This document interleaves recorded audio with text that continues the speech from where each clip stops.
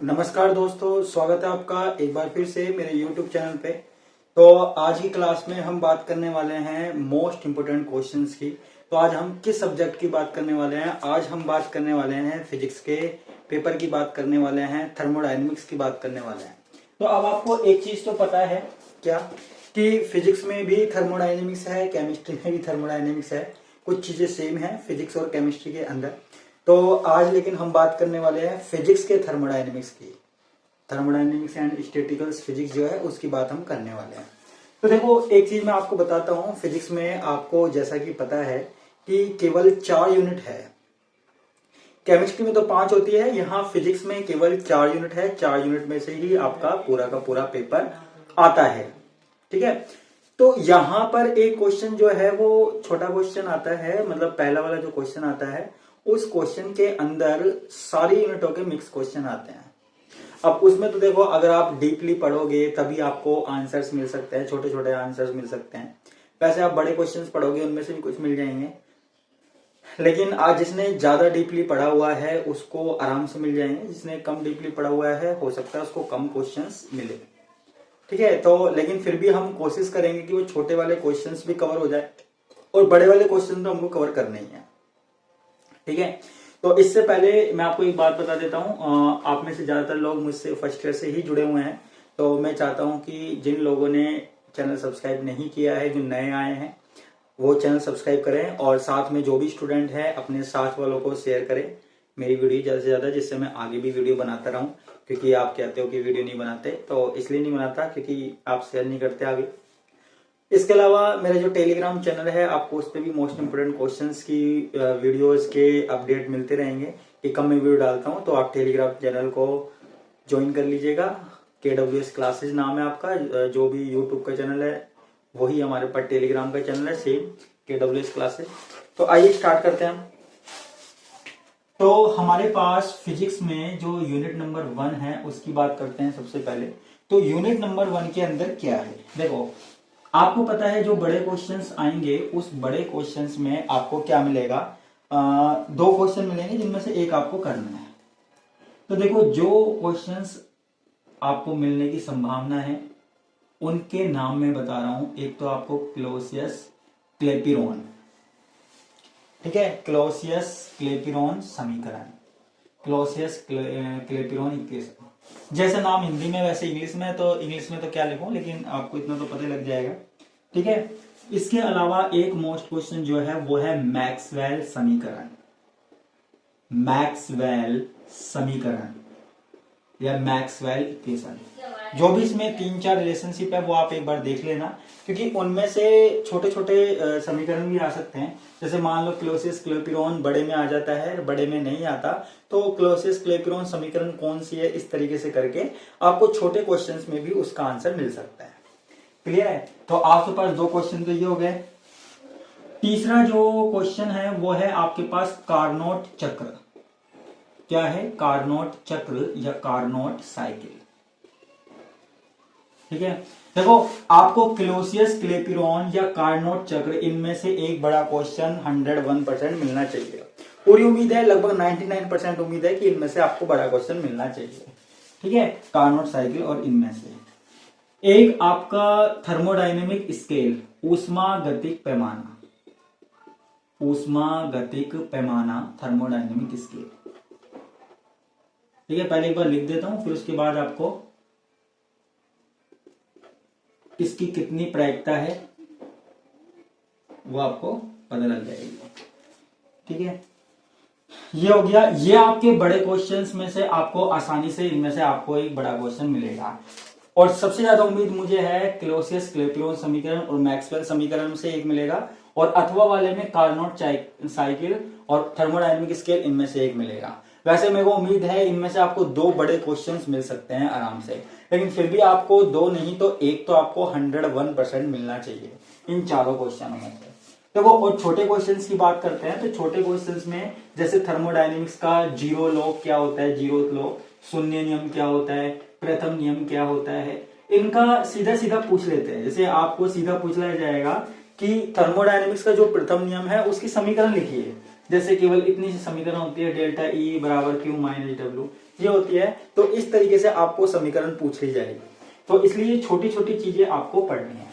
और बड़े क्वेश्चनों में तो आपको ये पढ़ना ही है, ये नहीं छोड़ना। बड़े क्वेश्चन में आपको ये 4 में से एक बड़ा क्वेश्चन तो आसानी से मिल जाएगा, मुझे पता है, 101% पता है कि ये मिल जाएगा।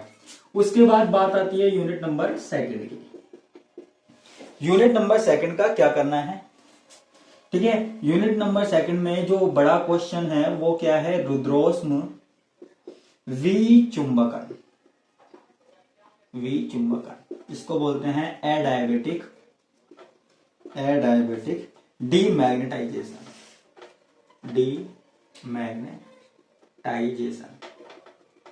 ठीक है, ये बड़ा क्वेश्चन आपको मिलने की उम्मीद है। या फिर ये नहीं ना तो आपको मिलेगा द्रव हीलियम,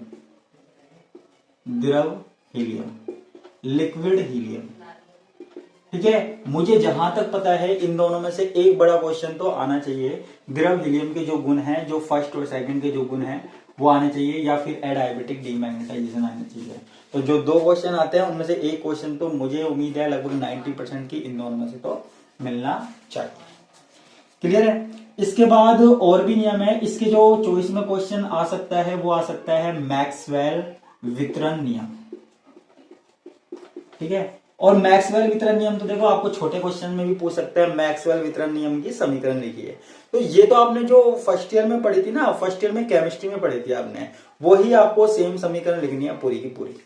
तो ये हो जाएगा मैक्सवेल वितरण नियम, हो जाएगा मैक्सवेल डिस्ट्रीब्यूशन लॉ। एक फोर्थ है, आप सोच रहे हो इतने सारे बता रहा हूं, इतने सारे नहीं बता रहा मैं, बस मैं आपको प्रोबेबिलिटी बताऊंगा कितने आ सकते हैं इनमें से। जूल थॉमसन प्रभाव और वांडरवाल द्वारा स्थिरांक ज्ञात करना।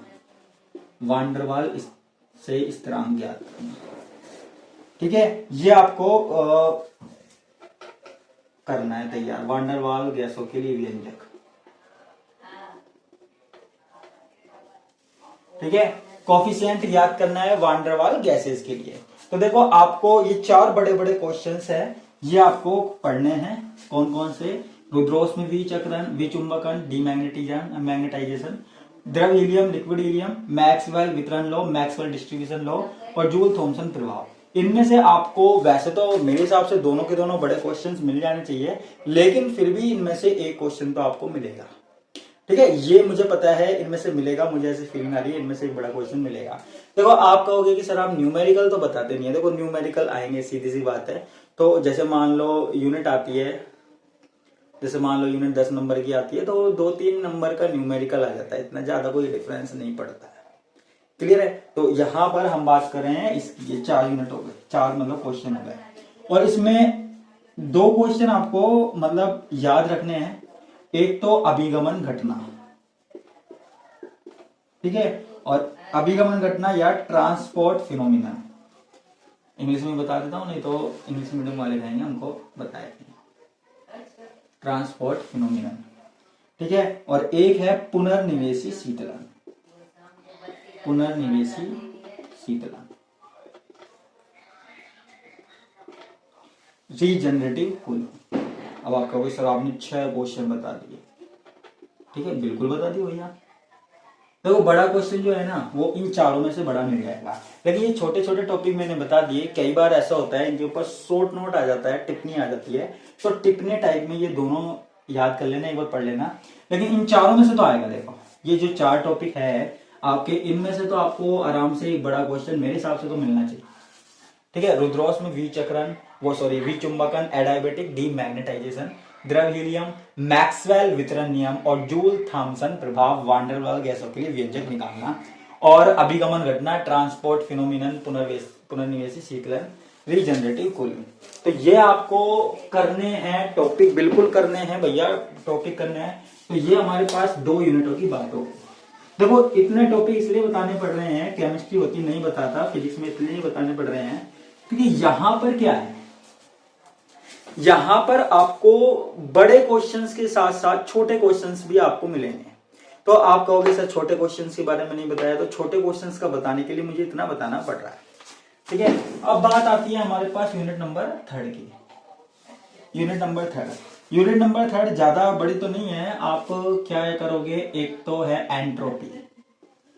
एंट्रोपी और ऊष्मागतिक प्रायिकता, थर्मोडायनेमिक प्रोबेबिलिटी, ऊष्मागतिक प्रायिकता, थर्मोडायनेमिक प्रोबेबिलिटी, ठीक है, प्रोबेबिलिटी, ठीक है। तो ये आपको तैयार करना है सबसे पहली बात। तो इसके बाद एक आपको ज्ञात करना है कला निर्देशांक, ठीक है, कला निर्देशांक यानी कि फेज स्पेस, ठीक है, सूक्ष्म अवस्था और स्थूल अवस्था, सूक्ष्म अवस्था, स्थूल अवस्था, ठीक है। मुझे जहां तक फीलिंग है आपको इन दोनों में से एक क्वेश्चन आराम से मिल जाना चाहिए, इन दोनों में से एक क्वेश्चन आपको 95% मिल जाना चाहिए। 5% की हम कहते नहीं है, लेकिन फिर भी 95% इन दोनों में से एक क्वेश्चन तो मिलना ही चाहिए, ठीक है।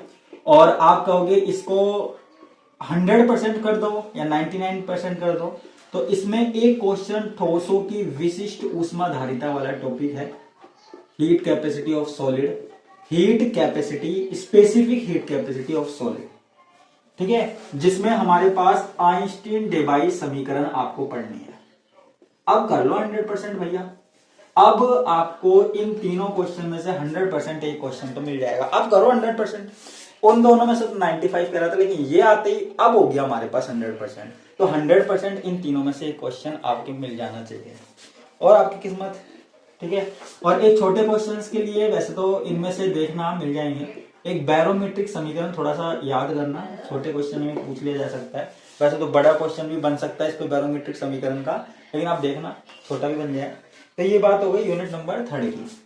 अब बात आती है यूनिट नंबर 4 की। यूनिट नंबर 4 में क्या किया जाए? तो यूनिट नंबर 4 में एक तो है कृष्णिका विकिरण, कृष्णिका विकिरण, black body radiation, black body radiation, black body radiation, ठीक है, ये आपको पढ़ना है। एक आपको पढ़ना है फर्मी ड्राक समीकरण, फर्मी ड्राक वितरण डिस्ट्रीब्यूशन, ये आपको एक पढ़ना है, ठीक है। देखो इसकी 90% गारंटी ले सकता हूं, फर्मी ड्राक वाला टॉपिक आपके आ सकता है, ठीक है। एक आपके पास है ऑर्थो पैरा हाइड्रोजन, क्या है इसके बारे में बताइए, ऑर्थो पैरा हाइड्रोजन, ठीक है। इसके अलावा क्या है, क्वांटम यांत्रिकी के पोस्टुलेट, क्वांटम यांत्रिकी अभिग्रहित, अभिग्रहित, अभिग्रहित postulates, quantum postulates of quantum mechanics, postulates of quantum mechanics. इसके अलावा आपके पास मिलेगा एक छोटा सा टॉपिक, संपर्क विभव बताता हूं, कॉन्टैक्ट, कॉन्टैक्ट पोटेंशियल, पोटेंशियल, ठीक है। तो मेरे हिसाब से आपको ये जो कृष्णिका विकिरण, फर्मी ड्राक, क्वांटम यांत्रिकी के अभिग्रहित, इनमें से आपको 98% मिल सकता है और 100% तो इनमें से आपको क्वेश्चंस मिलेंगे। और एक और आपके पास क्वेश्चन बता देता हूं, बोस आइंस्टीन सांख्यिकी, पढ़ लेना यार, ये आइंस्टीन आइंस्टीन बार बार आ रहा भैया, देखो सीधी सी बात है, बोस आइंस्टीन सांख्यिकी। तो ये आइंस्टीन की समीकरण या तो ये आइंस्टीन डेबाई वाली आ जाएगी या बोस आइंस्टीन सांख्यिकी आ जाएगी, तो इनमें से एक आ जाएगी। तो लिमिटेड क्वेश्चन बताया मैंने, न्यूमेरिकल नहीं बताया। न्यूमेरिकल इसलिए नहीं बताया क्योंकि न्यूमेरिकल इनसे रिलेटेड ही आता है। और कहां तक पढ़ोगे, क्योंकि देखो जितना भी पेपर होता है उसमें से लगभग 90-95% जो होता है वो थ्योरी आती है, बाकी का न्यूमेरिकल आता है, आपने देखा होगा, और डेरिवेशन है ही इनमें, ठीक है। तो आपको सिर्फ इतना सा काम करना है, ये क्वेश्चंस तैयार करने हैं, और आगे भी मैं वीडियो बनाता रहूंगा, बस आप ये शेयर करते रहना आगे भी वीडियो ज्यादा से ज्यादा फ्रेंडों में, जिससे आगे बनाओ। और अभी तो फिजिक्स का पेपर जब तक है आप शेयर करना, इसमें से आपको पूरा पेपर मिल जाएगा, ठीक है। तो इसी के साथ मैं आपसे विदा लेता हूं, धन्यवाद।